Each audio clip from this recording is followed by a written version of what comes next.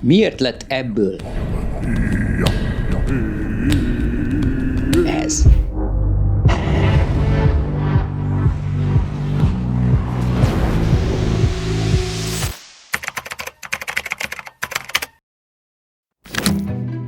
Évszázadok óta használjuk a dohányt, milliárdos iparágat építettünk köré, és még mindig vitatkozunk róla. Bill proposing to ban smoking. I think it should be made completely legal. Today, France banned smoking in many public areas. De hogyan jutottunk el egy szent növénytől a globális egészségügyi válságig?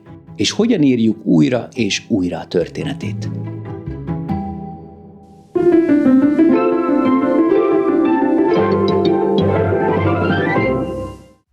I'm really happy to introduce our new generation Plum Aura.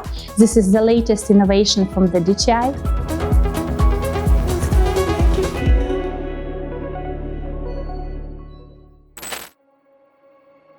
Itt kezdődött, Dél-Amerikában, az Andokban. Körülbelül 7-8 ezer évvel ezelőtt. Az őslakosok számára a dohány gyógyszer, ima és kapcsolat volt. Ma is vannak, akik szent növényként szertartásosan fogyasztják sámának vezetésével. Hiszik, hogy a növények rezgéseit és információit is közvetítik, amellett, hogy élénkséget, mámort és kábulatot okoz. También tiene un espíritu, algo para enseñar. De ez messzire vezet. Szóval így fogyasztották, amíg 1492-ben Kolumbusz Kristóf, aki véletlenül felfedezte az amerikai kontinenst, elindította a folyamatot. Egy növény, 500 év, 1,3 milliárd dohányos. Amikor Kolumbusz partra szállt, valami olyat látott, ami örökre megváltoztatta a világot. Őslakosokat, akik Y alakú csöveken keresztül itták a füstöt. Az első igazi dohányos Rodrigo de Jerez volt, a benszülöttek kukoricalevelekbe sodort cigijére hamar rászokott. Aztán sikerült másokat is megfertőznie Európában. Sajnos a spanyol inkvizíció ördöginek tekintette a füst kifújását, ezért hamar bebörtönözték. De vigasztalja az a tudat, hogy egy szivart neveztek el róla.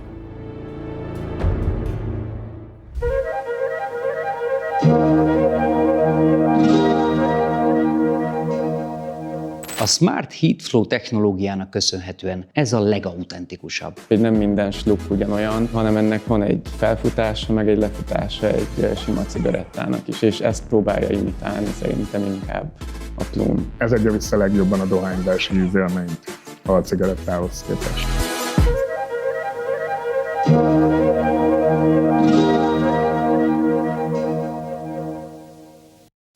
A dohány latin nevén Nicotiana tabacum. Hogy honnan ered ez a név, arra még később kitérünk. A burgonyafélék családjába tartozik, és ilyen szép virágai vannak. Ez a növény megcsinálta az amerikai gazdaságot. Nézzük meg ezt a kék vonalat. Az amerikai cigaretta eladások alakulását mutatja 1890 és 2020 között. Minden egyes változásnak oka van. Felfedezték a nem mérgező gyufát. Gombamód szaporodtak a cigimárkák. Az első világháborúban a katonák között gyorsan elterjedt a dohányzás, a harctér alapfelszerelésévé vált. Megérezve ennek marketing értékét, a dohánycégek ingyen cigarettaszállítmányokat küldtek a frontra. A marketing kampányok egymást követték. A nőknek az emancipációt jelentette. Még orvosok is reklámozták, és színészek. Ekkor az 50-es és 70-es évek között volt a csúcson. Dohányozni szinte kötelező volt. Dohányoztunk a tévéstúdióban, pelenkázás közben, de még a mesékben is. Aztán jött a fordulat. Megjelentek az első tanulmányok a dohányzás és a tüdőrák kapcsolatáról. Perek sorozata ment végbe. Betiltották a reklámokat. The Philip Morris Company has bought all commercial time on the first half hour of all the network talk shows tonight. That is the last half hour on which it is legal to sell cigarettes on radio or television in the United States.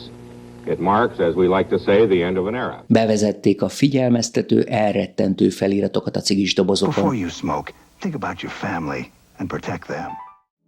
A nikotint drognak minősítették. 90-ben tiltották be először nyilvános helyeken, majd a repülőkön is. Kiderült, hogy a passzív dohányzás is rákkeltő. Körülbelül a 20-as, 30-as évek szintjére esett vissza a cigaretta eladás. A dohányipari cégeknek valamit tenniük kellett. Ekkor új fejezetet nyitottak, melynek jelszava ártalomcsökkentés. Superman, is it hard to give up smoking or is it easy like nicotine says? You no good windbag, nicotine. No, Superman. Leave me one, please. I need one. Just. That's how hard it is. And that's why I never say yes to a cigarette. És ezzel új piacot nyitottak. Az e-cigarettákkal és a hevített dohánytermékekkel. Azt üzenik, egészségesebb, trendy, tech, diszkrét, megy hozzád. De ez a történet is sokkal korábban kezdődött.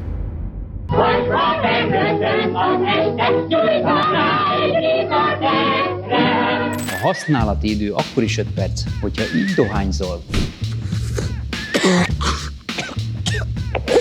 vagy ha így. 5 perc korlátlan slughasználat mellett több mint 22 szálat el tudsz vele szívni. Joseph Robinson 1927-ben orvosi célokra szabadalmaztatta elektromos párologtatóját. 1963-ban Herbert Gilbert és 79-ben Phil Ray informatikai zseni és dr. Norman Jacobson orvos is füstmentes cigarettát alkotott. Mindegyik termék bukás volt, leginkább azért, mert a dohányzás akkor még divatos volt. Nekik köszönhetjük viszont a vape szót. Hon Lin kínai gyógyszerész nevéhez köthető a nagy fordulat. Napi 60 szál cigit szívott, apja ráadásul tüdőrákban halt meg. Úgyhogy kifejlesztette az ultrahangos nikotin folyadékporlasztót, amivel azóta is működnek az e-cigik.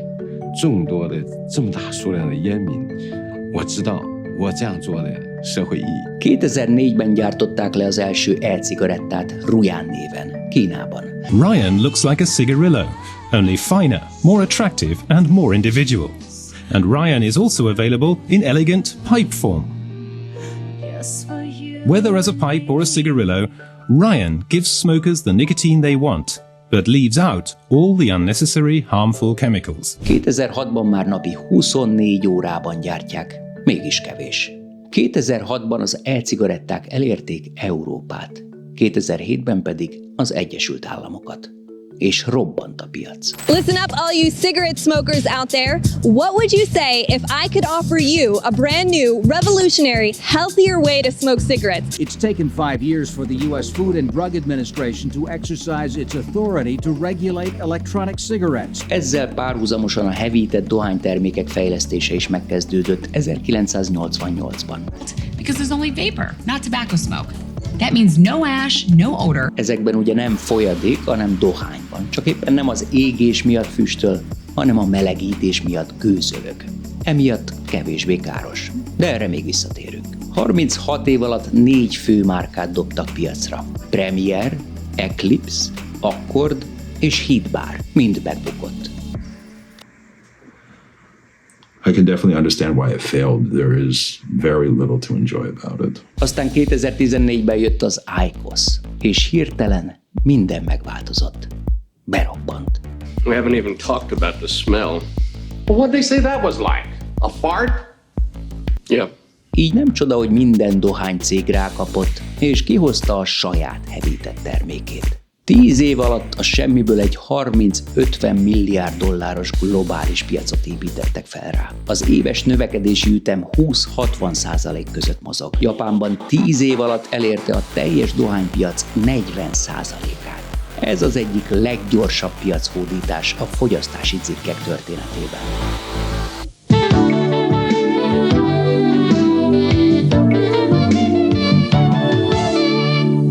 Három hevítési mód. Enyhe, low, kiegyensúlyozott, middle, és intenzív. high. De emellett van egy negyedik is, egy battery saving mód, ami magyarul akkumulátor kívülő üzemmód. És ezek valóban csökkentett ártalmúak lennének? Ahhoz, hogy ezt megértsük, nézzük meg, hogy mitől és miért ártalmas a hagyományos cigaretta. A melegített dohány füstjében 90% glicerin és víz van. míg a hagyományos cigaretta füstjében 50% glicerin és víz van. Tehát a melegített dohányban 10% valami van, a cigarettában pedig 50% valami van.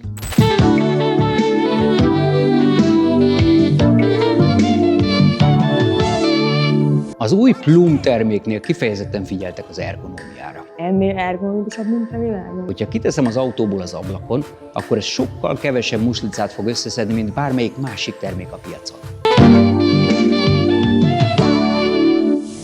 Mit tartalmaznak ezek?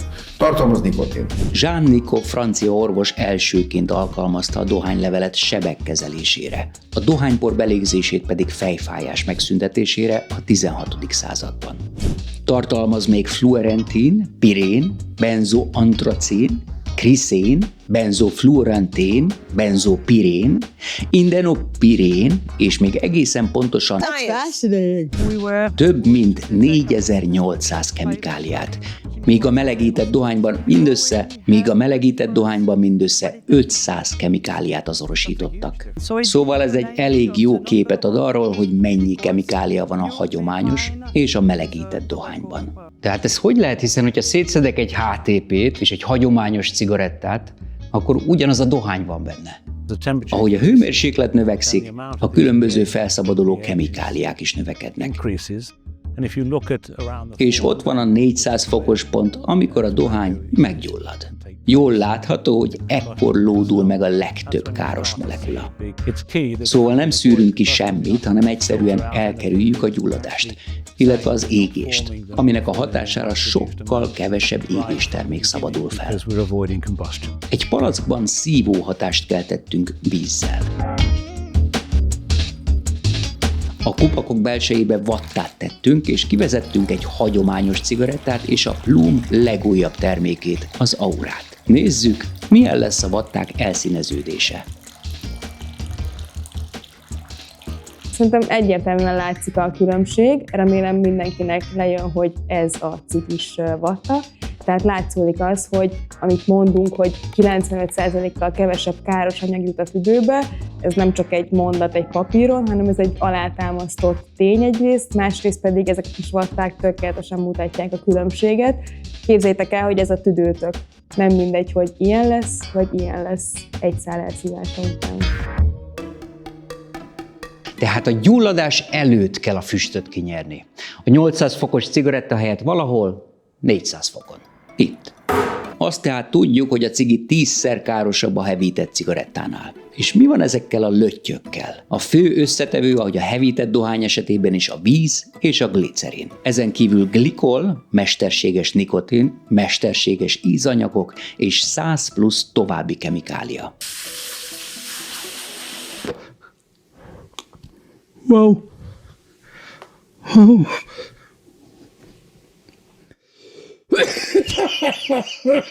Megoszlanak a vélemények azzal kapcsolatban, hogy melyik a károsabb. Talán az e-cigire több kedvező adatot találtunk. Let's find out which is better. Igaz, ezek a kutatások feltételezhetően azonos mennyiségű hevített cigire és e-cigire készültek.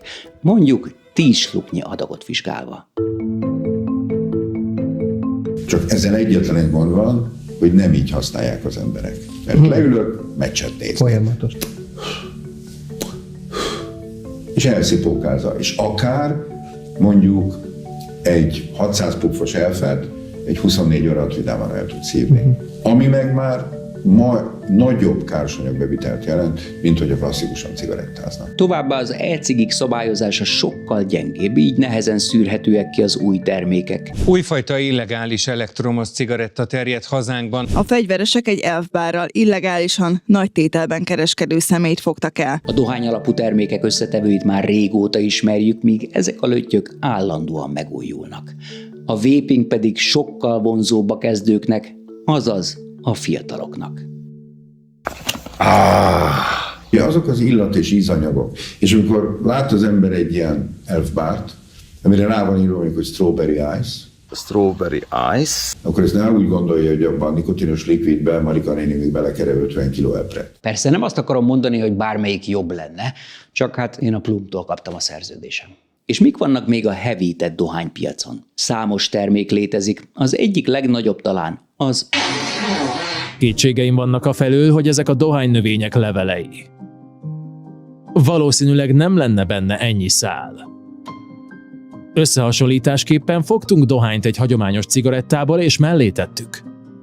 Látjátok, a különbség nagyon feltűnő. Ezek a darabok inkább hasonlítanak egy növény természetes leveleire. Ami tulajdonképpen a plumban is van. Szóval a dohánylevél az dohánylevél.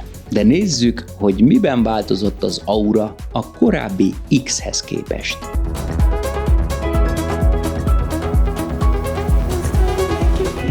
Na nézzük az új terméket, tehát ez az új Plum Aura, amiben új dohánytöltet való, mégpedig ez az új Evo. Az előző Evo-t és a régi X-et ki fogják vonni a forgalomból, tehát tulajdonképpen át kell állni teljesen erre. Na nézzük az élményt.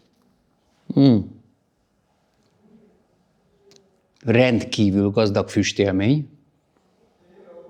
Ez konkrétan cigaretta mennyiségű füst. Az íze az pontosan olyan, mint az előző Evo-nak, illetve a Plum X-nek.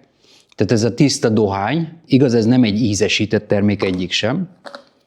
Mi hiszünk a fogyasztók döntésével. És igazából szerintem nyilván felvethet morális problémákat az, hogy valaki dohánycégnél dolgozik. Miután mi nem tudunk direktben a vásárlókkal kommunikálni, kizárólag azokkal, akik belépnek a dohányboltokba, innentől szerintem ez már egy egyéni fogyasztói felelősség. At the very end, the good is at the hands of the consumer. And this is the main what we can bring is the best product with the clear information. Azt gondolom, hogy a dohányipar az egyik legtisztességesebben játszik és kommunikál a fogyasztókkal, hisz tudjuk, meglátjuk mindannyian, hogy óriási nagy egészségvédő figyelmeztetés van a dobozokon, csak dohányboltban lehet venni, csak 18 év felettiek vehetik meg. Tehát, hogy minden egyes információt átad a fogyasztónak a lehetséges káros hatásairól, nulla megtévesztéssel, és emiatt én azt gondolom, hogy sokkal ferebb, mint azok az iparágak, akik mondjuk cukros terméket árulnak, zsíros terméket árulnak, az alkoholizmus problémájáról ne is beszéljünk. Tehát ezzel szemben a dohányipar teljesen nyíltan kommunikálja a lehetséges veszélyeket, illetve mellékhatásokat. És a szabályozások annyira szigorodtak, hogy ahogy a Dóri is mondta, most már azért nagyon transzparensen működik a dohányipar. Biztos, hogy volt olyan időszak régen, amikor ez nem így volt. Azért csak gondold el, hogy akár fogorvosok, meg gyerekekkel reklámoztak az 50-es években cigarettákat, tehát hogy ez tényleg egy ilyen morális válság van is az iparág. Tehát ezzel nyugtatom magam.